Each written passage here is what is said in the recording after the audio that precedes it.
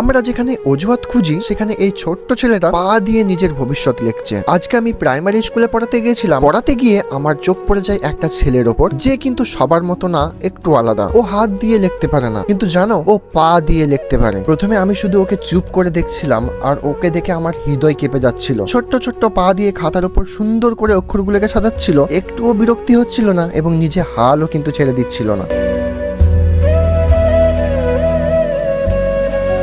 আর সব থেকে অবাক লাগার বিষয় হলো, লেখা শেষ হওয়ার পরই ও আমার কাছে বারবার এসে খাতা দেখাচ্ছিল আর বলছিল, স্যার একটা নতুন লেখা দিন তো। সেদিন ওর চোখে আমি কোনো ভয় দেখিনি, কোনো অভিযোগ দেখিনি, কোনো বাহানাও দেখিনি, শুধু দেখেছিলাম শেখার ইচ্ছা আর কিছু একটা করার জেদ। সত্যি বলতে আজ ওই ছোট্ট বাচ্চাটা আমাকে কিন্তু অনেক কিছু বুঝিয়ে গেল। মানুষ চাইলে পরিস্থিতি না, নিজের চেষ্টাকে বড় করতে পারে। আমরা অনেক সময় ছোট ছোট সমস্যা এলেই হাল ছেড়ে দিই, আর ও হাত না থাকলেও নিজের স্বপ্নকে থামতে দেয়নি। তাই জীবনে কখনো নিজেকে দুর্বল ভেবো না, কারণ সত্যিকারে যদি মন থেকে কোনো কিছু করার ইচ্ছা থাকে, নিজের হাত না থাকলেও পা দিয়েও সেই ভবিষ্যৎ লিখে ফেলা যায়। এই ছেলেটিকে দেখার পর আমার জীবনের প্রতি কোনো অভিযোগ নেই।